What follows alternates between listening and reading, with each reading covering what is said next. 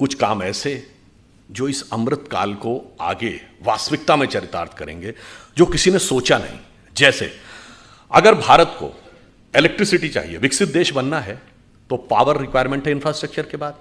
अब पावर में हमारा 44% पावर कोल से आता है। अब कोयले से अगर हम इतनी भारी मात्रा में एनर्जी लेंगे तो एक तो उससे पर्यावरण का बहुत प्रभाव पड़ेगा आने वाले समय में, और हम कितनी ऊर्जा ले पाएंगे।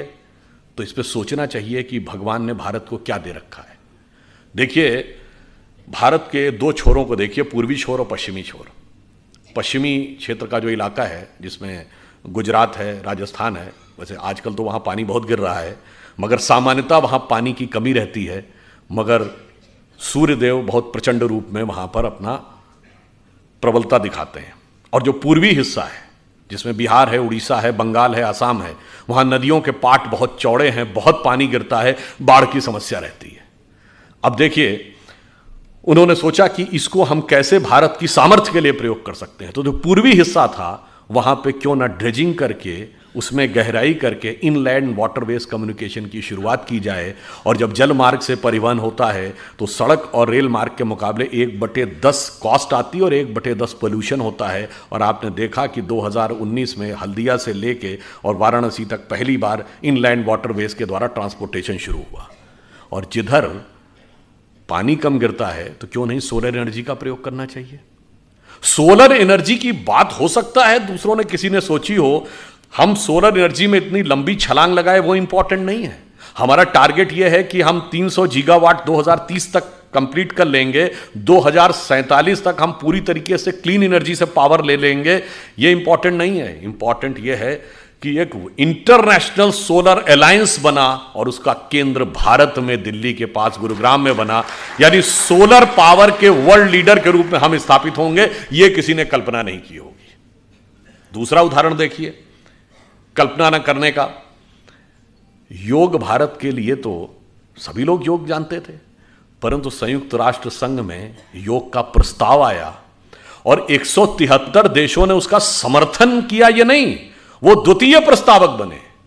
They have not become the supporter, they have become the second sponsorer. और ये यूएन की हिस्ट्री में एकमात्र प्रस्ताव है जिसका 173 देश सेकंड प्रपोजर बने। और आज आपने देखा पूरी दुनिया में योग दिवस मनाया जाता है। यह पिछली सरकार की कल्पना से परे था। दूसरा उदाहरण, क्यों स्वास्थ्य आता, अगर हम सब योग को अपनाएंगे तो 90% मामलों में हमें, आप कहेंगे इसका इकोनॉमी से क्या कनेक्शन है, मैं बताता हूं। जो फार्मास्यूटिकल इंडस्ट्री है, इसमें कितनी बड़ी इकोनॉमी है और कितना बड़ा हमारे मनोविज्ञान और मनोभय, मन के भय का दोहन किया जाता है। और एफडीए ने, जो यूएस का फेडरल ड्रग एडमिनिस्ट्रेशन है, इतनी रिसर्च कर रखी है कि हम 50 साल में उसके बराबर नहीं हो सकते। परंतु यदि हम योग का सही ढंग से पालन करें तो हमें 80 से 90% मामलों में जरूरत ही नहीं। आपके इन्वेस्ट किए हुए मिलियंस ऑफ डॉलर आपको मुबारक। ये इकोनॉमी पे असर है। अब दूसरी बात देखिए, हमने मेडिसिनल प्लांट्स के लिए इस पिछली बार के बजट में एक पूरा प्रस्ताव किया गया। गंगा नदी के दोनों तरफ के क्षेत्रों में 800 करोड़ रुपए का व्यवस्था की गई है। और छत्तीसगढ़ हो, उड़ीसा हो, झारखंड, जहां पर कि ऑर्गेनिक, यानी जिसे कहते हैं एकदम वर्जिन लैंड अवेलेबल है, वहां पे उनको उगाया जाए। ये कल्पना किसी ने की होगी, परंतु WHO में एक सेंटर फॉर ट्रेडिशनल मेडिसिन बनेगा और उसका केंद्र भारत में बनेगा। यानी उसके हम लीडर बनेंगे। यह कल्पना किसी ने नहीं की होगी, क्योंकि सबसे ज्यादा ऑथेंटिक डॉक्यूमेंटेड ट्रेडिशनल मेडिसिन का जो रिकॉर्ड है वो हमारे पास है। तो अब इन दो मामलों में हम लीडर बनते हैं। फिर देखिए, अभी पिछले दिनों में हाइड्रोजन एनर्जी के प्रोजेक्ट के लिए 1000 करोड़ की व्यवस्था की गई, ताकि भविष्य में क्लीन एनर्जी की दिशा में हम और आगे बढ़ सकें। अब आप आगे आइए, एक और बड़ा परिवर्तन आया। देश की सुरक्षा जब तक मजबूत नहीं होगी तब तक तो सारा विकास बेकार है। पर आपने कभी सोचा कि हमारा देश वो देश था जहां के वैज्ञानिकों ने चंद्रयान बना लिया, पर वो मिसाइल नहीं बना सकते थे। ये बताइए, हम फाइटर प्लेन नहीं बना सकते थे। इंटरकॉन्टिनेंटल बैलिस्टिक मिसाइल तक बनाने की हमारी सामर्थ्य आ गई थी, मगर हम असॉल्ट राइफल नहीं बना सकते थे। यह बात तर्कसंगत लगती है। हम बना नहीं सकते थे, गलत है, हम बनाना नहीं चाहते थे। पूर्ववर्ती सरकारों ने कभी इसमें आत्मनिर्भर नहीं होने दिया, क्योंकि शायद ये रहा होगा कि बहुत सारे आर्म्स एंड एमुनिशन की खरीद चलती रहेगी और उसके साथ जो कुछ चलता है वो भी चलता रहेगा। तो पहली बार हमने अब आत्मनिर्भर डिफेंस प्रोडक्शन में शुरू किया, और जो भी 1 लाख करोड़ की इंडस्ट्री है, अभी वर्तमान परिस्थिति में माना जाता है कि अगले 20 वर्षों में 5 लाख करोड़ की डिफेंस एंड एरोस्पेस इंडस्ट्री होगी। आज भारत में स्थिति यह है कि एजॉल्ट राइफल्स भारत में बनने लगी हैं, प्राइवेट सेक्टर में भी, और शायद आप में से कुछ लोगों को तो पता ही होगा कि एजॉल्ट राइफल का प्राइवेट सेक्टर का सबसे बड़ा कारखाना ग्वालियर में है, आप ही के राज्य में। और अब ब्रह्मोस मिसाइल हम बना रहे हैं, पहली बार भारत एक्सपोर्ट करने की स्थिति में आया है। फिलीपींस पहला देश बना है जिसने intermediate range ballistic missile BrahMos को भारत से एक्सपोर्ट करने के लिए ऑर्डर लिया है। यह हमारे लिए कितने गर्व की बात है कि अब हम उसको एक्सपोर्ट करने की स्थिति में आ गए। और डिफेंस कॉरिडोर 2 राज्यों में बना है, तमिलनाडु और उत्तर प्रदेश। अब ये समझिए कि इस ब्रह्मोस मिसाइल के हिस्से इन दोनों जगहों पे बनेंगे। और मुझे तो कभी कभी लगता है, हम तो यूपी के रहने वाले हैं, एक दौर था यूपी में कट्टे बना करते थे, अब ब्रह्मोस मिसाइल बन के एक्सपोर्ट होगी। उसके बाद भी किसी को नजर आए कि वक्त और हालात बदले नहीं हैं, तो मेरे विचार से नजारे का नहीं, नजर का दोष है। अब आप देखिए, इसके बाद आप याद करिए 2019 के लोकसभा चुनाव के दौरान एक बार फिर मैसेज आया था कि प्रधानमंत्री जी राष्ट्र के नाम संदेश देने वाले हैं। लोग सोच रहे थे पता नहीं अब कौन सा नोट बंद होने वाला है। पर आप में से बहुतों को ध्यान है कि वो संदेश क्या दिया था। उन्होंने ये बताया था कि लो ऑर्बिट में मूव करने वाले किसी भी ऑब्जेक्ट को पूरी सटीकता के साथ डिस्ट्रॉय करने की कैपेसिटी भारत ने प्राप्त कर ली है अंतरिक्ष में, और यह कैपेसिटी प्राप्त करने वाला भारत सिर्फ चौथा देश है। न्यूक्लियर सबमरीन हमने इस समय में बनाई, वह कैपेबिलिटी हमने प्राप्त की, यानी देश की सुरक्षा को पूरी तरीके से मनोवैज्ञानिक दृष्टि से भी सुदृढ़ करना, यानी सेना को पूर्ण अधिकार कि जो करना हो करो। हमने बालाकोट भी करके दिखाया और हमने सर्जिकल स्ट्राइक भी करके दिखाई, और उत्पादन में भी हम आत्मनिर्भर होंगे। आप में से बहुतों को शायद पता हो 400 ऐसे डिफेंस के उपकरण हैं जिनका की इंपोर्ट सरकार ने बैन कर दिया है कि अब ये भारत में ही बनाने पड़ेंगे, और इससे हजारों करोड़ रुपए का हमारा फॉरेन एक्सचेंज रिजर्व भी बचता है। तो इसलिए आप ये समझिए कि एक गरीब को शक्तिशाली बनाने से लेकर राष्ट्र को शक्तिशाली बनाने तक की एक पूरी प्रक्रिया है। और ये ऐसे ही नहीं है। जब हम ये कह रहे हैं कि 25 वर्ष पूरे होंगे तो हम कहां पे पहुंचे होंगे। एक OECD कंट्रीज का आप में से नाम सुना हो, organisation of economic cooperation and development. इसमें शायद अब पहले 40 थे, 50 के आसपास कंट्री हैं। उसकी रिपोर्ट ये कहती है कि 2048 तक परचेज पावर कैपेसिटी, जो पेइंग पावर कैपेसिटी होती अपने डोमेस्टिक मार्केट में, उसके हिसाब से भारत अमेरिका से बड़ी अर्थव्यवस्था हो जाएगा। पेइंग पावर के पैरिटी ये होती है कि जैसे अब ये बोतल है, ये आपको 10 रुपए की मिलती है। अब वो डॉलर के हिसाब से तो कितने की हुई, 12 सेंट की हुई ना। अमेरिका में 12 सेंट की नहीं मिलती है, वहां $1 की मिलती है। तो यहां ये बोतल 80 रुपए की नहीं मिलती है। तो उसे कहते हैं पेइंग पावर पैरिटी। तो मतलब हर चीज को आप डॉलर से कन्वर्ट करके नहीं देखते हैं, आप देखते हैं कि उस देश में क्या मिलता है। जैसे यहां किसी कोई 80 रुपए में ठीक ठाक नाश्ता करके आ सकता है, पर अमेरिका में $1 में कोई ठीक ठाक नाश्ता नहीं कर सकता। वहां $4 से $5 चाहिए नाश्ता करने के लिए। तो पेइंग पावर पैरिटी में तो हम आगे हो जाएंगे। अरे ये तो OECD का अनुमान है, आप चिंता मत करिए। अगर इसी दिशा में हम सही रूप में चलते रहे और देश की जनता इसी प्रकार से साथ में रही, तो समझिए कि हम सोने की चिड़िया भी बनेंगे और जगत गुरु भी बनेंगे। मगर उसके लिए किस चीज की आवश्यकता होगी? लक्ष्मी जी और सरस्वती जी दोनों की कृपा। लक्ष्मी जी भी कमल पे विराजती हैं और सरस्वती जी भी कमल पे विराजती हैं। तो जब तक कमल खिला रहेगा तो ये OECD के सारे अनुमानों को फेल करते हुए हम सबसे बड़ी अर्थव्यवस्था हर दृष्टि से हो जाएंगे, सिर्फ पेइंग पावर पैरिटी के हिसाब से नहीं होंगे। ये मैंने आपको इसलिए बताया कि हम आगे, और हम देखिए सबसे पहले आके डिजिटल इंडिया की जो शुरुआत हुई, ये डिजिटल टेक्नोलॉजी कहां तक अगले 25 साल में जा सकती है हमने कल्पना नहीं की है। जैसे मैं उदाहरण देना चाहता हूं, आज से 25 साल पहले चले जाइए, 1996 में, 26 साल पहले। आप में से बहुत लोगों को याद होगा, पहली बार ऐसा हुआ कि कंप्यूटर ने शतरंज की बाजी खेली गैरी कास्पारोव के साथ। IBM के कंप्यूटर डीप ब्लू 1996 में। वो एक शुरुआत थी डिजिटल एरा की, कि मतलब एक आर्टिफिशियल इंटेलिजेंस की एक फर्स्ट इनिशियल स्टेज थी, तब किसी ने नहीं कल्पना की होगी कि 26 साल के अंदर ऐसी ऐसी स्थिति आ जाएगी कि हम सबके हाथ में मोबाइल होंगे। मुझे याद है मैं पहली बार अमेरिका गया सन 2000 में, तब हमारी उम्र बहुत कम थी। तो उस समय ये जो नेविगेशन सिस्टम है ना, जो अब गूगल मैप हर फोन पे है, नेविगेशन सिस्टम जिन गाड़ियों में लगा होता, पता उसकी कॉस्ट क्या थी? $4,500, और डॉलर 50-55 रुपए का था, यानी 2.5 लाख रुपए का वो नेविगेशन सिस्टम होता था। और जिन गाड़ियों में लगा होता था बहुत बड़े बड़े लोग ही लगवा पाते थे। तब हम लोग बड़ा आश्चर्य लगता था, तो बताता हुआ चलता है, लेफ्ट जाइए, बाएं जाइए, दाएं जाइए। अब फ्री में सभी के हाथ में है। इसलिए मैं कह रहा हूं कितनी दूर तक अगले 25 साल में जा सकता है, पूरा एक विजन होना चाहिए। इसलिए डिजिटल इंडिया हो, या इंटरनेट के कनेक्शंस में बढ़ोतरी हो, या ब्रॉडबैंड के कनेक्शन जो 6 करोड़ थे अब 80 करोड़ हो गए, ये सब इसलिए जरूरी था। या डिजिटल पेमेंट में हम सबसे आगे आते जा रहे हैं कि अगले 25 साल में हम टेक्नोलॉजी में कहां तक पहुंचेंगे, इस बारे में हमें समझने की जरूरत है। जैसा कि अभी जैन साहब कह रहे थे, तो ये भी याद दिलाते हैं कि 2014 से पहले स्टार्टअप सिर्फ 500 के आसपास थे, अब 70,000 के आसपास है। 100 से अधिक यूनिकॉर्न है। हम अमेरिका के बाद सबसे ज्यादा यूनिकॉर्न बनाने वाली कंपनियों में से, देशों में से एक हो गए हैं। यानी इतनी फास्ट गति से हमारी ग्रोथ हो रही है। और आप यह भी समझिए कि इस परिवर्तन के इस दौर में जब हम इस रफ्तार से आगे बढ़ रहे हैं, तो एक बार मुझे याद है कि एक टीवी डिबेट हो रही थी, तो उसमें यह हुआ कि अमेरिका ने मदद पाकिस्तान को रोक दी। तो वो पाकिस्तान की तरफ से एक पत्रकार महोदया बैठी थी, उन्होंने कहा जी आपको मदद की ज़रूरत होगी, हमें मदद की ज़रूरत नहीं है। तो हमने कहा जी हम अमेरिका से क्या लेते हैं ये इंपॉर्टेंट नहीं है, हम अमेरिका को क्या देते हैं। तो जैसा कि अभी वो बता रहे थे, गूगल का चीफ हमारा है, माइक्रोसॉफ्ट का चीफ हमारा है, पेप्सी की चीफ इंदिरा नूई इंडियन है, इससे पहले मास्टर कार्ड का चीफ इंडियन रह चुका है, सिटी बैंक का चीफ इंडियन रह चुका है। इतनी बड़ी बड़ी ग्लोबल कंपनीज के चीफ हमारे हैं।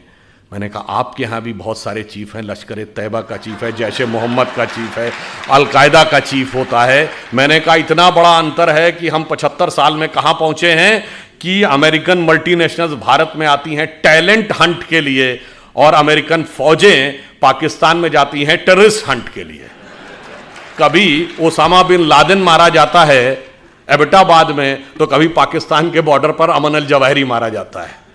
और इतना ही नहीं, हम अमेरिका को सिर्फ इतना ही नहीं देते हैं। जैसा कि अभी मोहित जी कह रहे थे कि भाई मैं तो बिजनेस का व्यक्ति हूं, तो समाज, राजनीति, आध्यात्म, इस विषय पर तो मैं नहीं बोलूंगा। मैं तो बताता हूं कि बिजनेस और आध्यात्म का भी हमारे यहां कैसा कनेक्शन है। हम सब व्हाट्सएप यूज करते हैं, फेसबुक यूज करते हैं, तो उसका ओनर कौन है? Mark Zuckerberg. जो लोग आईफोन यूज करते होंगे पता होगा कि एप्पल का फाउंडर कौन था? Steve jobs. अब ये मार्क जुकरबर्ग ने खुद कहा कि एप्पल के फाउंडर स्टीव जॉब्स ने उनसे कहा था कि अगर जिंदगी में कभी इतना बुरा वक्त आ जाए कि तुम्हें लगे कि तुम्हारा कॉन्फिडेंस ही खत्म हो गया है, पूरी तरीके से हताश हो गए हो, तो ऐसा करना, भारत में जाना, वहां नैनीताल जिले में कैची में नीम करोरी बाबा का एक आश्रम है, वहां जाके तुम्हें एक नई ऊर्जा मिलेगी। और मार्क जुकरबर्ग ने कहा कि मैं आया, वो दौर जब आया और मुझे एक नया कॉन्फिडेंस मिला, और जाके फिर मैंने नए सिरे से यह रचना प्रारंभ की। तो हम बिजनेस के साथ साथ हम यह भी देते हैं, तभी हमने कहा कि हम सोने की चिड़िया के साथ साथ जगत गुरु भी बनेंगे, यही हमारा भवितव्य है। परंतु इस अमृत काल से पहले हमें यह भी समझना होगा कि अमृत तो बाद में आता है, सागर मंथन में विष पहले आता है। बहुत सारा विष हमारे दिमागों में भरा हुआ है। जो अभी उल्लेख किया गया कि प्रधानमंत्री जी ने 5 प्रण कहे, तो पहला प्रण क्या था? कि हमें विकसित राष्ट्र बनना। अब छोटी मोटी बात नहीं सोचनी, जिसके विषय मैंने बताया। दूसरा प्रण क्या था? गुलामी की हर चीज को छोड़ना है। और यह बात उन्होंने ऐसे ही नहीं कही। नॉर्मली सरकारें आती हैं, वो कहती हैं हमने इतने नए नियम और बना दिए। हमारी सरकार ने पिछले 8 साल में 1,500 से लेकर 1,800 पुराने नियम समाप्त कर दिए, जिनकी कोई जरूरत नहीं थी। और कैसे कैसे नियम? एक बार अमित शाह जी ने मुझे बताया कि जब वो गुजरात के गृह मंत्री थे, तो 1965 के युद्ध के समय क्या होता था कि पाकिस्तान अपनी तरफ से गुब्बारों के द्वारा कुछ पैम्फलेट्स भारतीय क्षेत्र में छोड़ देता था। उनका कहना था 2001 तक उसकी रिपोर्ट बन के आती थी कि इस हफ्ते कोई गुब्बारा या उसके द्वारा कोई पैम्फलेट भारत के क्षेत्र में नहीं लाया गया और उसके लिए भी ड्यूटी लगी रहती थी। ये उदाहरण है कि कितने रिडंडेंट यानी कालबाह्य नियम भी थे, उन सबको समाप्त किया। उसके बाद आगे बढ़े तो जो पुरानी चीजें हैं रिडंडेंट हो गई हैं उनको समाप्त करने की भी जरूरत थी। पर हमारे मन में विष कैसे भरा रहता है, मैं आपको एक उदाहरण देना चाहता हूं आप ही के क्षेत्र से। यहां अहिल्याबाई होलकर जी का पुण्य स्थान है। आपने अहिल्याबाई जी का नाम किसके नाम पे पढ़ा? अहिल्या जी के नाम पे पढ़ा। हम सब ने वो कहानी सुनी, गौतम ऋषि की पत्नी अहिल्या थी, इंद्र ने आकर संपर्क स्थापित कर लिया इसलिए वो पत्थर बन गई। फिर भगवान राम के द्वारा उनकी मुक्ति हुई। कितना गलत है, महिलाओं के साथ कितना अत्याचार होता था, यही दिमाग में भरा हुआ है ना। पर आप में से किसी ने कभी ध्यान दिया कि अहिल्या शब्द और गौतम शब्द और राम शब्द का अर्थ क्या है? अहिल्या का अर्थ होता है जिसे हिलाया ना जा सके। देखिए, ये सब हमारे अंदर की चेतना के द्वंद्व का प्रकटीकरण है। क्योंकि जब भगवान जन्म लेते हैं तो केवल एक सामान्य, उसके लिए लीला क्यों कहते हैं, वो एक एक जून के जीवन की घटना हमारे अंदर की चेतना का एक प्रकटीकरण है। मन की वह अवस्था जिसे विचलित नहीं किया जा सके, जिसे जरा भी हिलाया ना जा सके, वह है अहिल्या। जब मन उस अवस्था में पहुंचता है। अहिल्या किसकी पत्नी है? गौतम ऋषि की। तम शब्द का अर्थ क्या है? अंधकार। गौ का अर्थ होता है जाना। जब आप अंधकार के परे चले जाते हैं और ज्ञान के प्रकाश का साक्षात्कार करते हैं, तब चेतना उस अवस्था में पहुंचती है जिसे विचलित नहीं किया जा सकता। यह गौतम और अहिल्या के पति पत्नी होने का अर्थ है। और इसमें एक और बात है, आपको नहीं पता होगा, यह अंग्रेजी का जो गो शब्द है ना, जिसका मतलब जाना, वो संस्कृत के गो से निकला है। यही गो शब्द का अर्थ है जाना। गौतम का यही अर्थ है, तम के परे जाना। 10 बार आया है रामचरितमानस में, गो गोचर लग जा मन जाई तो जानो माया भरमाई। मगर हमारे दिमाग में भरा है कि गो अंग्रेजी का शब्द है। हमारे यहां गोचर, ग्रहों की गति को गोचर कहते हैं ना। आज का गोचर, ज्योतिषी से पूछे, कहता आज का गोचर, ये सब गो शब्द जाने से बना है। अब इंद्र कौन है? इंद्र शब्द का अर्थ जानते क्या है? बहुत बार हम लोगों ने सुना, खूब हमारे यहां कहानियों में है कि जैसे ही कोई एक ऋषि तपस्या करने लगा तो इंद्र ने जो है अपना अप्सराएं भेजकर उसकी तपस्या भंग करने का प्रयास किया, क्योंकि इंद्र का आसन डोलने लगा। इसका क्या अर्थ है? इंद्र शब्द का अर्थ जानते क्या है? आपने ईंधन वर्ड सुना है?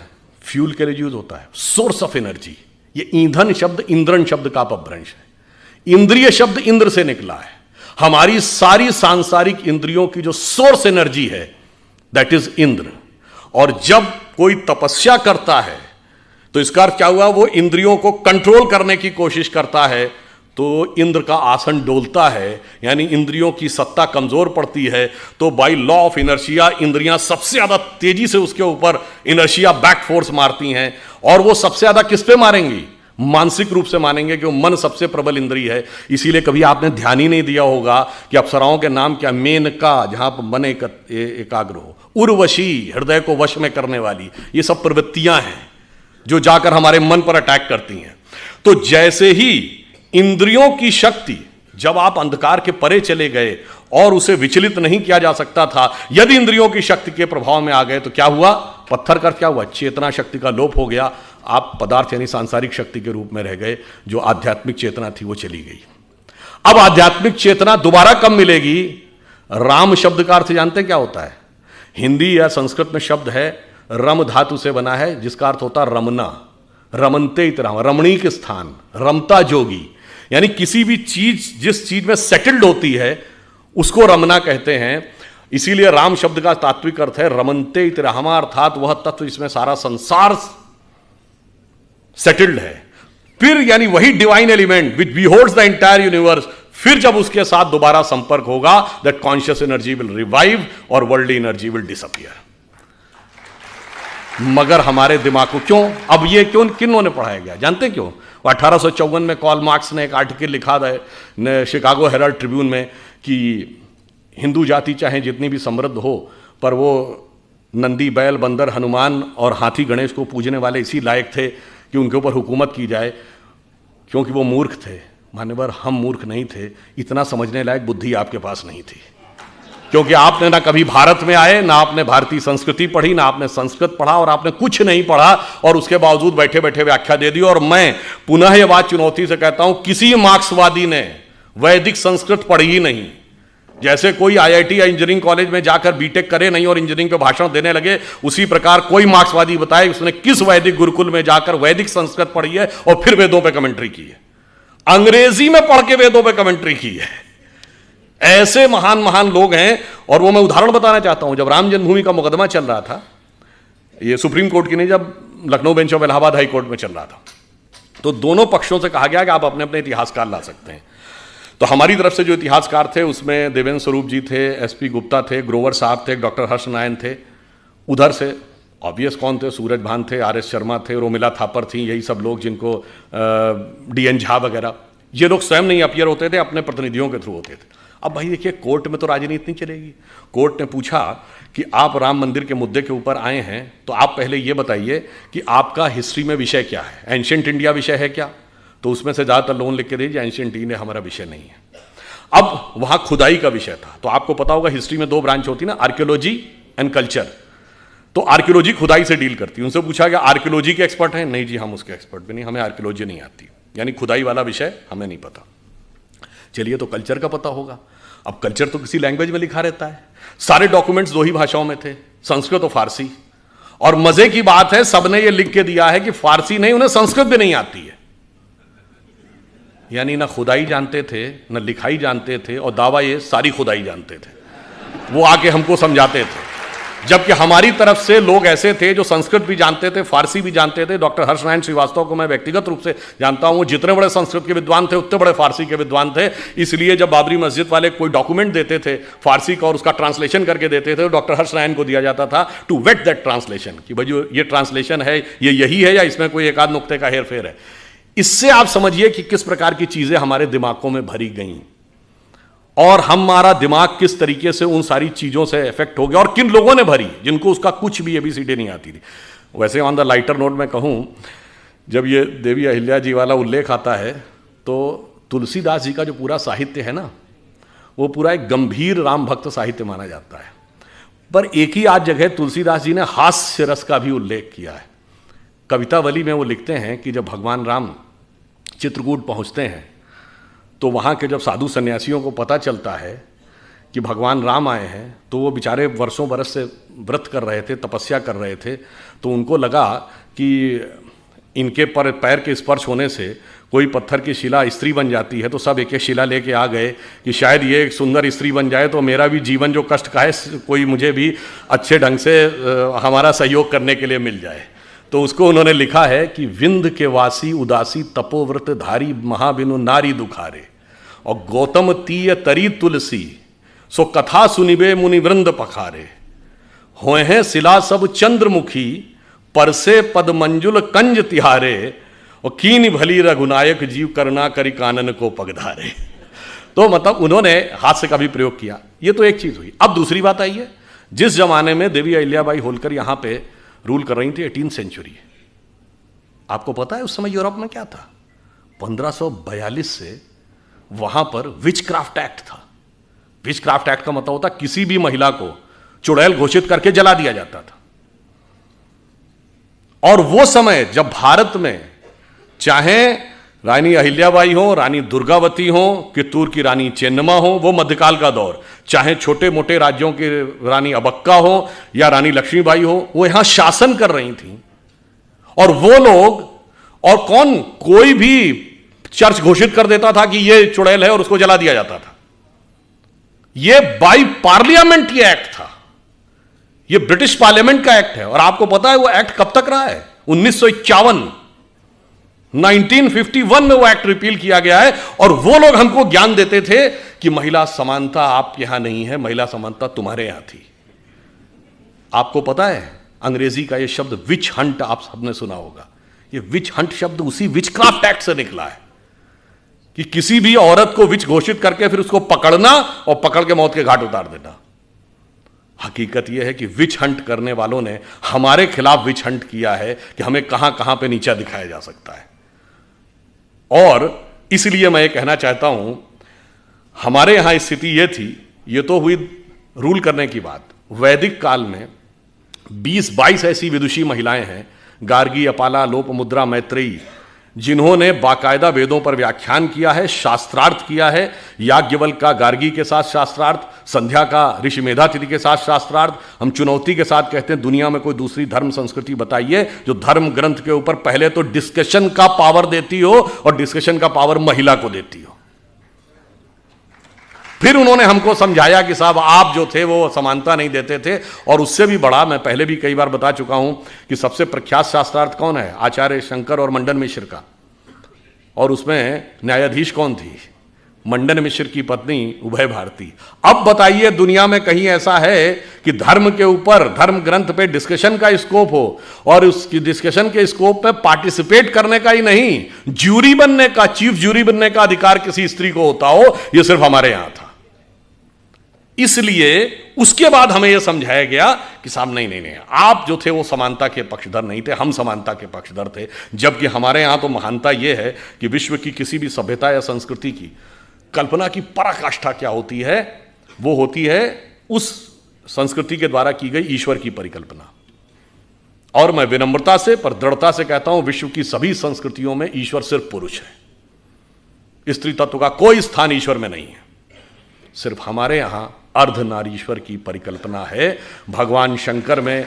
और वो किस प्रकार का स्वरूप है, जिसको कालिदास ने अपने कुमार संभवम के प्रथम श्लोक में लिखा है, वागार्थमि संप्रक्त रघुवंश में, वागार्थमि संप्रक्तो वागार्थमि प्रतिपतये जगतः पितरो वंदे पार्वती परमेश्वरो। अर्थात भगवान शंकर में शंकर पार्वती के रूप में वह अर्धनारीश्वर स्वरूप इस प्रकार मिलकर संसार की रचना करता है जैसे वाक और अर्थ, जैसे कविता में शब्द और अर्थ। अकेले अर्थ का कोई औचित्य नहीं जब तक शब्द में व्यक्त ना हो, और शब्द का कोई मीनिंग नहीं जब तक उसका कोई अर्थ ना हो। तो आप यह समझिए कि इस प्रकार का जहां पर इवन अगर आप में से जो लोग हिंदी साहित्य पढ़े होंगे तो निराला की वो प्रसिद्ध कविता आपको याद होगी ना, तुम तुंग हिमालय श्रृंग और मैं चंचल गत सुर सरिता, तुम विमल हृदय उच्छ्वास और मैं कांत कामिनी कविता। तो आप ये सोचिए, जहां पर इतना सुंदर सामंजस्य, जहां पर कोई स्थान ही नहीं, वो आके हमको ये समझाते हैं कि साहब आप जो थे वो समानता के पक्षधर नहीं थे। अब दूसरी चीज हमें क्या समझाया जाता है, जो विष हमें अपने दिमागों से निकालना है, कि हम ज्ञान के नहीं थे, हम वैज्ञानिक नहीं थे, हम अवैज्ञानिक थे, हम इलॉजिकल थे। और जबकि फैक्ट ऑफ द मैटर है कि आप ये देखिए, जितने बड़े बड़े विज्ञान की खोज हुई, अब उदाहरण के लिए मैं सिर्फ ये बताना चाहता हूं, ये अगस्त का महीना एक और चीज के लिए भी जाना जाता है। मैं सिर्फ आपको दो उदाहरण दूंगा। एक, एटम बम का पहली बार प्रयोग 6 अगस्त को हिरोशिमा पे हुआ था। Who was considered the father of the atom bomb? Robert Oppenheimer. और जब 16 जुलाई 1945 को अमेरिका में बिकनी हिल पे पहला एटम बम का सक्सेसफुल प्रयोग हुआ था, उसको देखने के बाद रॉबर्ट ओपेनहाइमर ने पहला शब्द बोला था कि मुझे भगवत गीता का वह श्लोक याद आ रहा है जिसमें भगवान ने कहा है, यदि सृजन मैं हूं तो विनाश भी मैं ही हूं।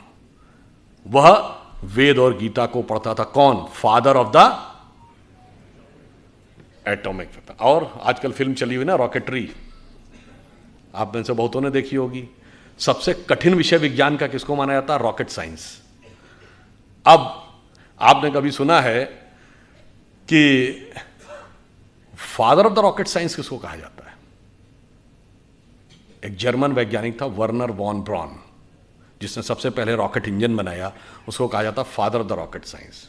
और वर्नर वॉन ब्रॉन का जो गुरु था वो एक जर्मन साइंटिस्ट था जिसका नाम था हर्मन ओबर्थ। और हर्मन ओबर्थ ने यह कहा है कि वो ज्ञान के लिए वेद और उपनिषद को पढ़ता था। यह बात जानते हैं कहां लिखी है? एक यूरोपियन साइंटिस्ट है, इरिक वॉन डाइकन, जिसने अपनी किताब चैरियट्स ऑफ गॉड में लिखी है। यानी रॉकेट साइंस, जिसको सबसे कठिन साइंस माना जाता था, उसके फादर यानी फादर ऑफ रॉकेट साइंस का गुरु कहता है कि हम ज्ञान के लिए वेदों को पढ़ते थे। और यह कहने वाला एक यूरोपियन साइंटिस्ट है, इसमें कोई इंडियन नहीं है और संघी भाजपाई तो कोई नहीं है। आप समझिए, ज्ञान का इतना बड़ा स्रोत जहां पर हो, और वहां पे हमको यह समझाया जाता है कि साहब अब यह बताइए, धरती गोल है। ये क्या कहा जाता है कि साहब पहले यूरोप वालों ने हमको बताया कि धरती गोल है, जबकि मैं किसी के भावना आहत नहीं करना चाहता, पर लिखा तो वहां किताब में आज तक है कि धरती चपटी है। और धरती स्थिर है। खैर कोई बात नहीं, हमारे यहां ज्योग्राफी को हिंदी में क्या कहते हैं? तो नाम से ही गोल है, मतलब कहीं कोई संदेह ही नहीं है कि गोल था। दूसरा, आपने वाराह अवतार देखा होगा, तो वाराह के दांत में फंसी हुई धरती गोल है कि चौकोर है? तो सदैव से गोल है। उसके बावजूद हमें समझाया जाता है कि गोल धरती है, ये उन्होंने हमको बताया। इसलिए मैं आपसे कहना चाहता हूं कि इतना ज्यादा हमारे दिमागों में विष भरा है, हमें कभी यह बात समझ में नहीं आती है कि विष किस किस करीने से भरा गया है। अब वो सिर्फ ऐसा नहीं है कि पाठ्य पुस्तकों से भरा गया है, अरे वो हमें लेखों से, कहानियों से, फिल्मों से, सबसे हमारे दिमाग में भरा गया है। और वो इस ढंग से भरा गया है कि हमें तो पता भी नहीं लगता है कि ये कब हमारे दिमाग में इम्प्रिंट कर दिया गया। जैसा कि मैं पहले भी कई बार बोल चुका हूं, 1970 के बाद की एक फिल्म बताइए जिसमें भगवा वस्त्रधारी पॉजिटिव रोल में हो। बाकी तो छोड़िए, कंठी माला पहने हुए, धोती कुर्ता पहने हुए, तिलक लगाए हुए व्यक्ति पॉजिटिव रोल में हो। चुनौती से पूछता हूं, typical attire of a villain. और छोड़िए, पूर्ण भारतीय वेशभूषा की महिला, यानी जो सिंदूर भी लगाए हो, बिंदी भी लगाए हो, मंगलसूत्र पहने हो, साड़ी पहने हो, वो एक दुष्ट सास या भाभी होगी। देख लीजिएगा, सब टीवी सीरियल से लेके और फिल्मों तक। और जो अंग्रेजी बोलने वाली कोई भी, या जिसके पूरे उसमें आचरण में और वेशभूषा में कोई भारतीय चित्र नहीं दिख रहा होगा, वो सबसे बेहतर होगी। कभी आपने सोचा? इतना ही नहीं, बताइए, ज्यादातर फिल्मों में प्रोफेसर बेवकूफ ही होगा, सनकी होगा, वो वीरू सहस्त्रबुद्धे ही होगा। बताइए, साइंटिस्टों को, सिर्फ आप ये मंगलयान और रॉकेटरी जैसी फिल्में छोड़ दीजिए जो साइंटिस्टों पे बेस्ड थी, हमेशा साइंटिस्ट सनकी दिखाया जाएगा। हमेशा फौजी जो डिसिप्लिन होगा, उस डिसिप्लिन फौजी का मजाकी दिखाया जाएगा। 80% फिल्मों में सरदारों का मजाक उड़ाया जाएगा। कभी आपने एक कलेक्टिव सोचा है कि कितने करीने से हमारे दिमागों में, और धर्माचार्य तो धूर्त होगा ही होगा, इसमें तो कहीं कोई किंतु परंतु ही नहीं है। आप ये सोचिए कि किस ढंग से हमारे दिमागों में चीज भरी जाती है।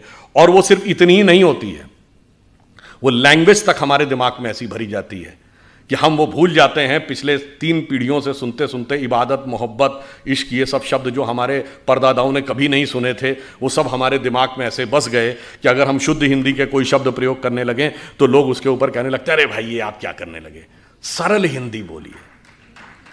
सरल हिंदी का मतलब क्या? जिसमें अंग्रेजी और फारसी के शब्द मिले हुए हों, वो सरल हिंदी है।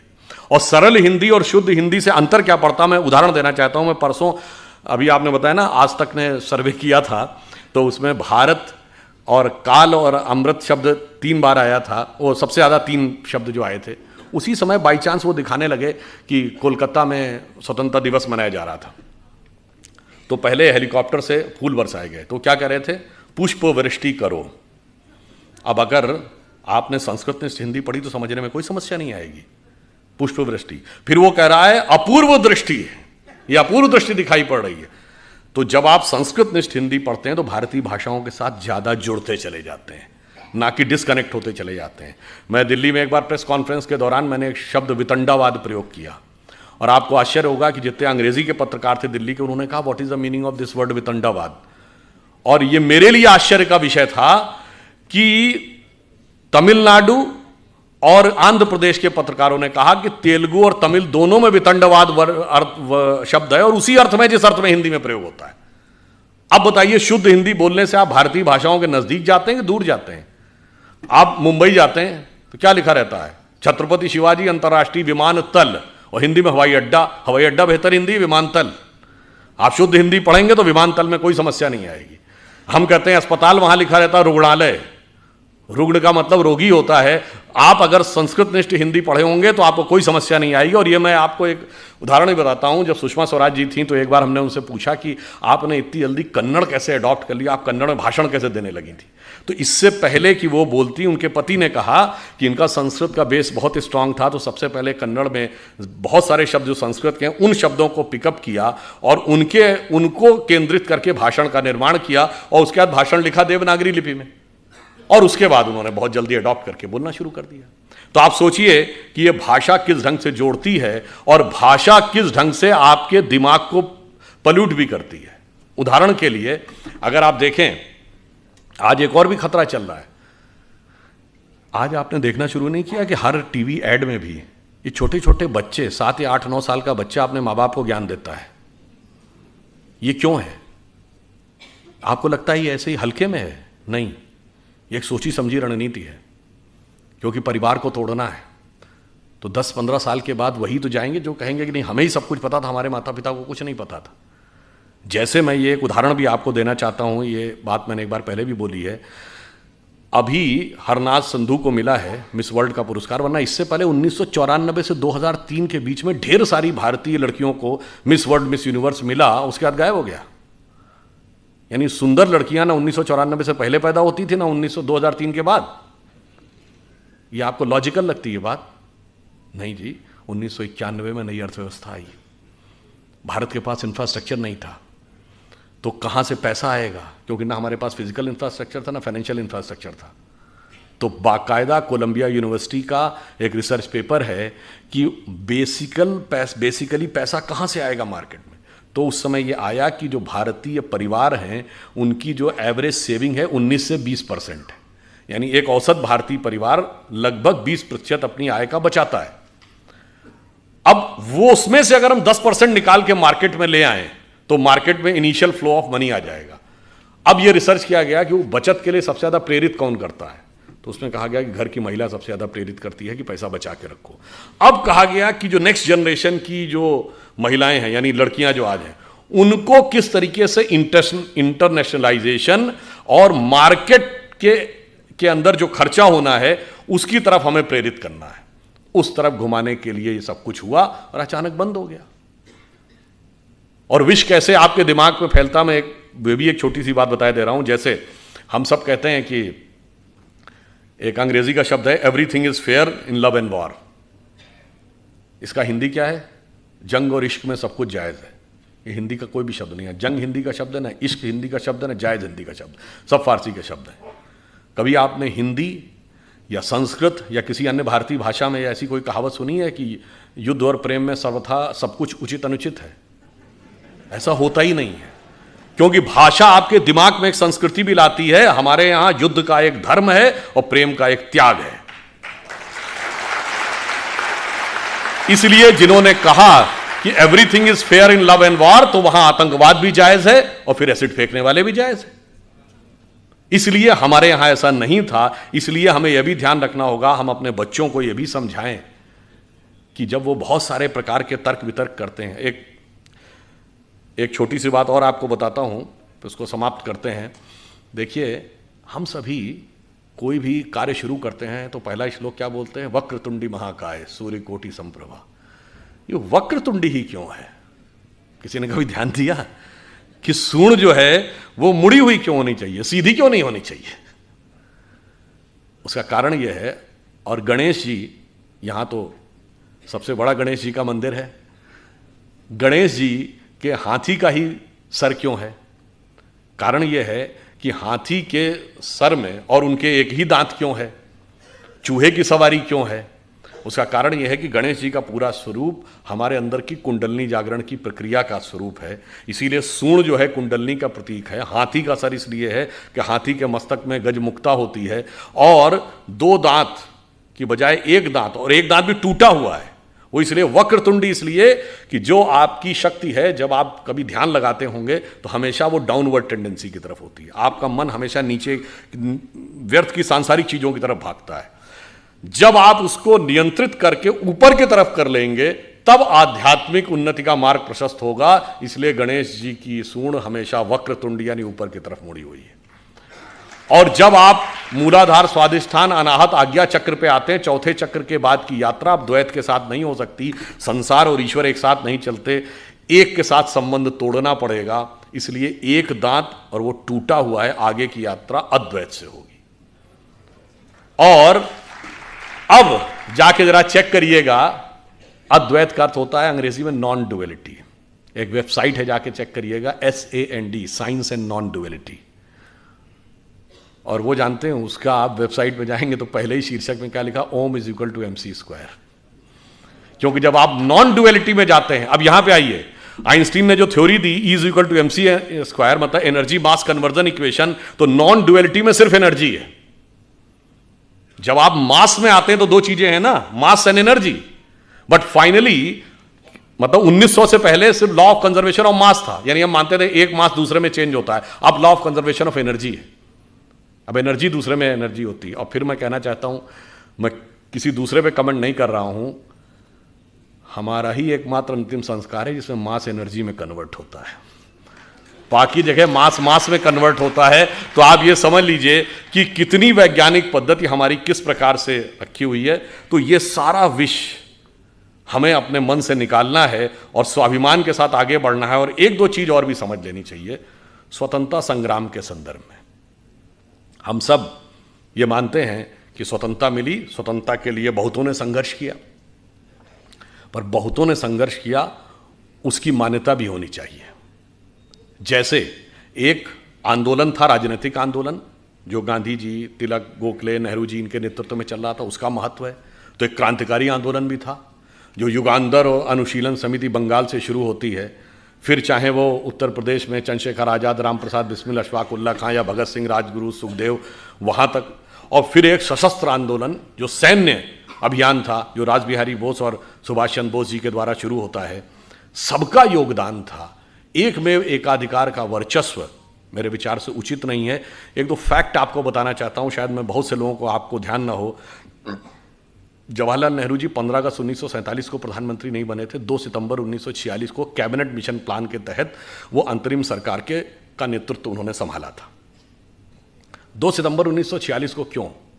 आप लोगों ने अगर पढ़ा हो तो भारत को आज़ादी देने का जो निर्णय लिया था अंग्रेज़ों ने, वो तो 30 जून 1948 डेट थी। फिर ये 11 महीने प्रीफोन कैसे हो गई, क्यों हो गई? उसको अगर समझना है तो आप ये समझिए कि उनका मैं नाम भूला हूं, ब्रिटिश सेना के कमांडर इन चीफ थे मिस्टर क्लाउड। उन्होंने 24 नवंबर 1945 को लेटर लिखा। वर्ल्ड वॉर खत्म हो चुका था, 25 लाख की फौज थी भारत की, जिसमें ब्रिटिश सैनिक सिर्फ 40,000 थे। उन्होंने लिखा कि सुभाष चंद्र बोस जी की INA के द्वारा किए गए कार्य को ध्यान में रखते हुए अब भारतीय सैनिकों पर भरोसा करना बहुत मुश्किल है, इसलिए बहुत लंबे समय तक अब हमारे लिए चंद ब्रिटिश सैनिकों के द्वारा शासन करना मुश्किल नजर आता है। ठीक, यह है नवंबर 24, 1945। जनवरी 1946 कैबिनेट मिशन प्लान अप्रूव होता है कि अब एक कैबिनेट मिशन भेजा जाएगा, मगर टारगेट था 30 जून 1948। अब 12 फरवरी 1946 को मिस्टर क्लाउड एक और लेटर लिखते हैं वायसराय को। वो कहते हैं मेरे पास जो इंफॉर्मेशन आ रही है उसके अनुसार तो भारतीय सैनिकों के अंदर अच्छा खासा असंतोष पनप रहा है, क्योंकि लाल किले में ट्रायल शुरू हो गया है जो आजाद हिंद फौज के सैनिक पकड़े गए थे उनके विरुद्ध, और उसको लेकर बहुत असंतोष है, जनता भी उनके साथ है। इसलिए अब हम इस पर कुछ भी भरोसा नहीं कर सकते, इस सेना पर। ये वो लिखते हैं 12 फरवरी 1946 को, और 18 फरवरी 1946 को मुंबई में नौसेना की अपराइजिंग हो जाती है। और देखते देखते 2-3 दिनों के अंदर बॉम्बे से कलकत्ता और कराची तक 20,000 नौसैनिक सड़कों पे आ जाते हैं। 70 से अधिक वॉरशिप्स कब्जा कर लिए जाते हैं। ब्रिटिश सैनिक, उस समय जो टेलीग्राम भेजा गया है उसमें यह तक बताया गया है कि जितने भी ब्रिटिश अधिकारी हैं भारत के भिन्न भिन्न कोनों में, वो कराची और मुंबई जितनी जल्दी हो सके वहां अपने परिवारों के साथ पहुंच लें, ताकि in case of any emergency वो एक इवैक्यूएशन प्लान की तरह रहे, ताकि वो अपने उनके परिवारों को वहां से निकाला जा सके। इस कदर भयभीत हो गए थे और ब्रिटिश कमांडर्स की बात कोई मानने को तैयार नहीं था। तब उन्होंने सरदार पटेल और नेहरू जी से और कांग्रेस के नेताओं से आग्रह किया कि आप उन नौसैनिकों को आश्वासन दीजिए, और उनके आश्वासन के बाद वो बात छुपी। उसके बाद तो यह तय हो गया कि अब जितनी जल्दी हो सके जान बचा के भागें। सबसे बड़ा कारण वो नौसेना की अपराइजिंग थी, इसीलिए 2 सितंबर 1946 को सरकार बना दी गई, और इसीलिए 30 जून 1948 तक रुकने की बजाय 15 अगस्त 1947 को कर दिया गया। और शायद आप में से बहुत से लोगों को यह पता हो कि 15 अगस्त 1947 का दिन क्यों चूज किया गया था। वो इसलिए चूज किया गया था क्योंकि 15 अगस्त 1945 को जापान ने सरेंडर किया था, and that's where finally the second world war ended and the British supremacy was established. ये लॉर्ड माउंटबेटन ने खुद लिखा है। तो आप ये समझिए कि स्वतंत्रता के संघर्ष में बहुतों का योगदान है, मगर जिसका योगदान सर्वाधिक है उसको पीछे कर दिया जाता है। हम में से कितनों ने जनरल नॉलेज में पढ़ा कि आजाद हिंद फौज की निर्वासित सरकार थी 1943 में? जब हमारी सरकार आई तो 2018 में जब उसके 75 वर्ष पूरे हुए तो जो जीवित सैनिक थे उनको 26 जनवरी की गणतंत्र दिवस की परेड में बाकायदा शान के साथ उनकी परेड निकाली गई। उससे पहले तो जो इतिहास पढ़ता था उसे पता था। इसलिए हम यह कहना चाहते हैं कि स्वतंत्रता के इस संघर्ष में सभी ने योगदान दिया है, बहुतों ने योगदान दिया। आप एक दूसरा उदाहरण देखिए, सूर्यसेन के नेतृत्व में चटगांव में शस्त्रागार लूट लिया गया था। Armoury was captured. Kakori Lucknow के पास, वहां ब्रिटिश सरकार का खजाना कैप्चर कर लिया था, जिसमें अशफाक उल्लाह खां, राम प्रसाद बिस्मिल और चंद्रशेखर आजाद थे। दिल्ली में असेंबली में बम फेंक दिया गया था। कलकत्ता के पुलिस कमिश्नर को मार दिया गया था और वाइसराय हार्डिंग के ऊपर बम फेंक दिया गया था। कभी आप कल्पना करें जरा उस सरकार की कि वाइसराय पे बम, असेंबली में बम, पुलिस कमिश्नर की हत्या, खजाना लूट गया, शस्त्रागार लूट गया, सरकार तो हिल गई होगी। उनका बेचारों का कोई योगदान ही नहीं था, सारा योगदान एकमेव था। तो मेरे विचार से सारा योगदान उनका था जिन लोगों के जो काला पानी सह रहे थे, उनका योगदान नहीं था। जिन्हें कोल्हू में बैल की तरह जोत दिया गया, उनका योगदान नहीं था। जो जेल में रह रहे थे पर जलवे से रह रहे थे, जो किताब भी लिख रहे थे, सेक्रेटरी भी उनके साथ था और एक नहीं 3-3 4-4 किताबें लिखी, जिनके वाइसराय के साथ अत्यंत मधुर पारिवारिक संबंध थे, वो संघर्ष कर रहे थे। ऐसा अद्भुत इतिहास जो हमारे यहां बताया गया है, हमें इस अमृत काल में यह भी समझने की जरूरत है कि किस किस प्रकार का विष हमें दूर करना है। और उसके बाद मैं ये नहीं कह रहा हूं कि उन लोगों का कोई योगदान नहीं है, मैं बिल्कुल ईमानदारी से कहता हूं, नेहरू जी प्रधानमंत्री बने, उन्होंने कई अच्छे कार्य भी किए। IITs बनी, एम्स बना, राउरकेला बोकारो के स्टील प्लांट्स बने, भाखड़ा नंगल डैम बना, मगर कुछ ऐसे काम भी किए। चीन हमारा पड़ोसी नहीं था 47 में, तिब्बत हमारा पड़ोसी था। तिब्बत चीन का है कोई मानने को तैयार नहीं था, मगर बांडुंग कॉन्फ्रेंस में जाके आपने मनवा दिया और उसके बाद तिब्बत ही नहीं, वो तो एक्साई चीन तक आ गया। तो जो गलती है वह भी मानना होगा। आपको पता है नॉर्थ वेस्ट फ्रंटियर प्रोविंस जो आजकल खैबर पख्तूनवा है, फाटा का इलाका, वहां मुस्लिम लीग नहीं जीती थी, वहां कांग्रेस जीती थी। खान अब्दुल गफ्फार खान मिलना ही नहीं चाहते थे पाकिस्तान से, और उस समय यह स्टैंड लिया गया कि कोई लैंड रूट नहीं तो हम कैसे जुड़ जाएं। ईस्ट और वेस्ट पाकिस्तान 2000 किलोमीटर दूर होकर एक देश हो सकते थे, हम वो नॉर्थ वेस्ट फ्रंटियर प्रोविंस हमारा हिस्सा नहीं हो सकता था। और जब हमने मना कर दिया तो खान अब्दुल गफ्फार खान का यह स्टेटमेंट है कि आपने हमको भेड़ियों के हाथों में छोड़ दिया है। पता है आपको, बलूचिस्तान यह पाकिस्तान का हिस्सा नहीं था। खान ऑफ कलात कभी नहीं मिलना चाहते थे। आप में से बहुत से लोगों को नहीं पता होगा कि ओमान 47 में बॉम्बे प्रेसिडेंसी से कंट्रोल होता था। ओमान हमने कितना छोड़ा है, कितना गंवाया है, सब कुछ गंवाते चले गए।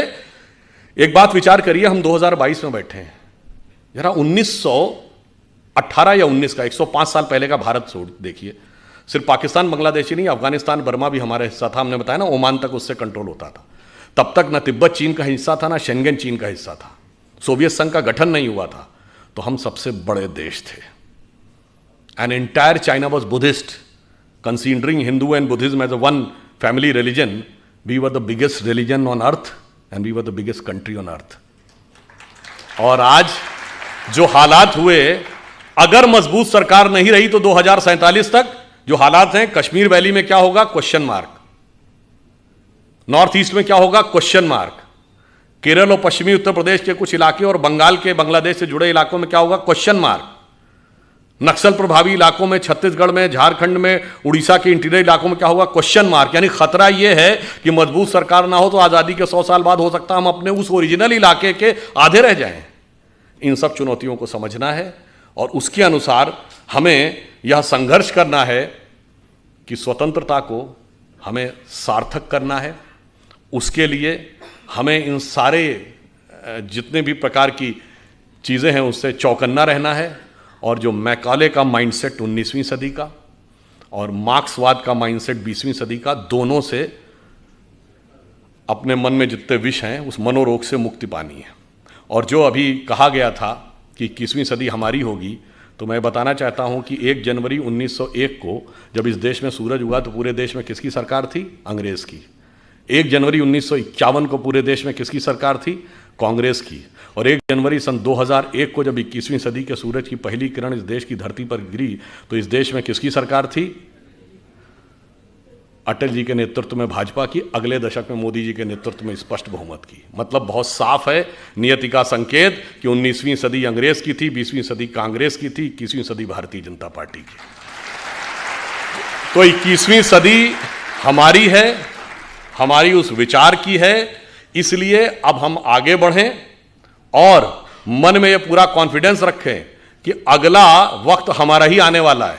और ये सिर्फ देश के अंदर नहीं, बस एक पंक्ति कहकर बात समाप्त करता हूं। देखिए, दुनिया का आप पूरा देख लीजिए। एक दौर में 2500 साल पहले हम दुनिया के पावर सेंटर थे, economic, intellectual and military power centre. जब वो खत्म हुआ, भारत का डाउनफॉल हुआ, तो सेंटर कहाँ गया? King Darius of Persia, Iran की तरफ चला गया। फिर जब ईरान का डाउनफॉल हुआ तो मेसोपोटामियन एम्पायर, बगदाद का एम्पायर। फिर उसका डाउनफॉल हुआ तो टर्किश एम्पायर। टर्किश एम्पायर के बाद रोमन एम्पायर, पहले ईस्टर्न रोमन एम्पायर जिसका इस्तांबुल कैपिटल थी जो आज टर्की की है, उसके बाद रोमन एम्पायर। रोम का डाउनफॉल हुआ तो पुर्तगाल और स्पेन का जमाना, पुर्तगाल और स्पेन के बाद ब्रिटेन और फ्रांस का जमाना, ब्रिटेन और फ्रांस के बाद अमेरिका का जमाना। अमेरिका में सबसे prosperous west coast, San Francisco, Los Angeles belt. उसके बाद अब पिछले 100 साल में आ जाइए, जापान का जमाना। जापान के बाद आ जाइए पिछले 50 साल में tigers of the Asia Pacific, Hong Kong, Taiwan, Singapore, Macau. अब चीन का जलजला चल रहा है। तो अगला मुकाम क्या है? इसमें कोई संदेह मत रखिएगा कि अगला मुकाम हमारा आने वाला है। और हम यदि दुनिया में आगे बढ़ेंगे तो we are not there to dominate the world, we are there to motivate the world. चीन दुनिया को दबाने के लिए आगे आ रहा है, हम दुनिया को प्रेरित करने के लिए आगे आ रहे हैं। और इसीलिए हम वर्ल्ड की सुपर पावर नहीं बनना चाहते, हम जगत गुरु बनना चाहते हैं। क्योंकि पावरफुल व्यक्ति के बगल में खड़े होकर अक्सर आप संकोच, ठिठका, कहीं कहीं दबा हुआ महसूस कर सकते हैं, परंतु गुरु के बगल में खड़े होकर आप आनंदित, आह्लादित और उन्नत महसूस करते हैं। और जिसकी झलक योग दिवस के रूप में दिखाई पड़ने लगी है कि हम राष्ट्र से लेकर व्यक्ति तक को मोटिवेट करने की क्षमता रखते हैं। और फाइनली एक बात और कह दूं, ये प्रेरणा हमें कहां से मिलती है? आज आप देखिए, चाइना ताइवान के ऊपर डोमिनेट करना चाह रहा है, तो रशिया यूक्रेन के ऊपर डोमिनेट करना चाह रहा है। तो पूरी दुनिया की जियोपॉलिटिक्स इस पे चल रही है, एनेक्सेशन, सब्जुगेशन एंड डोमिनेशन। यानी या तो कंट्री को मिला लो, पिछले 100 सालों में हुआ ना, या फिर सब्जुगेट कर लो, उसको किसी ट्रीटी का हिस्सा बना लो, यानी इनडायरेक्टली अपना शासन कर लो, या डोमिनेट कर लो, एक कॉन्ट्रैक्ट कर लो ताकि वो सरकार वहीं रहे मगर वो आपका कंट्रोल रहे। परंतु हम इन तीनों में से किसी में विश्वास नहीं करते। क्यों? जब भगवान राम ने लंका पर विजय प्राप्त की तो क्या उसका एनेक्सेशन किया? नहीं। वहां कोई अपना डिप्यूटी या वाइसराय अपॉइंट किया, यानी सब्जुगेशन किया? नहीं। वहां से कोई कॉन्ट्रैक्ट साइन कराया, यानी डोमिनेशन किया? नहीं। मूल्यों को स्थापित किया और सह अस्तित्व का विचार दिया। इसीलिए we are the only country in the world we never went for invasion, and if somebody consider Hinduism as a religion, we never went for conversion, because we are having no concept of conversion. और पूरी दुनिया में आग लगी हुई है इसी वजह से। इसलिए अगर 21वीं सदी में विश्व का उदय होना है तो वो सिर्फ हम ही दे सकते हैं, और हमारे अंदर ही वो क्षमता है। अटल जी की कविता की यह पंक्ति, उस विचार जिसे सांप्रदायिक कह के बहुत लांछित किया जाता है, वो सिर्फ हमारी उन्नति के लिए अमृतकाल जरूरी नहीं है। जब 2047 में हम उस पीक के ऊपर बैठे होंगे, उस समय हम दुनिया को क्या दे रहे होंगे। उनकी प्रख्यात कविता जो पुराने लोगों को याद होगी, हिंदू तन मन हिंदू जीवन, रग रग हिंदू मेरा परिचय। तो उन्होंने कहा था कि होकर स्वतंत्र मैंने कब चाहा, मैं कर लूं जग को गुलाम, मैंने तो सदा सिखाया है करना अपने मन को गुलाम। गोपाल राम के नामों पर कब मैंने अत्याचार किया, कब दुनिया को हिंदू करने घर घर में नरसंहार किया। कोई बतलाए काबुल में जाकर कितनी मस्जिद तोड़ी, भूभाग नहीं शत शत मानव के हृदय जीतने का निश्चय, हिंदू तन मन हिंदू जीवन, रग रग हिंदू मेरा परिचय। और फाइनली एक कॉन्सेप्ट अपने दिमाग से पूरी तरह निकालना पड़ेगा। ये जो हमसे कहा गया ना, हम वो देश थे जो आके सेटिल होते गए तो लोग बचते चले गए। सरजमीने हिंद पर अक़वाम आलम के फिराक, काफिले बसते गए हिंदोस्तां बनता गया। ये हम सराय नहीं थे कि आगे सेटल होते गए, हम वो थे जहां ज्ञान का पहला उदय हुआ और पूरे विश्व को हमने संदेश दिया। इसलिए हमारा राष्ट्रवाद क्या है? हिमालय के आंगन में प्रथम उसे किरणों का दे उपहार, उषा ने हंस अभिनंदन किया और पहनाया हीरक हार। जगे हम लगे जगाने विश्व लोक में फिर फैला आलोक, व्योम तम पुंज हुआ तब नष्ट, निखिल संस्कृति हो उठी अशोक। तो संपूर्ण संसार को शोक से विरत करके उसे सुख के मार्ग पर प्रेरित करने की सामर्थ्य हमारी है। इसके लिए आप प्रण करें, कमर कसें, स्वतंत्रता को सार्थक करने कमर कसें, बलिदान करें, जो पाया उसमें खो न जाएं, जो खोया उसका ध्यान करें।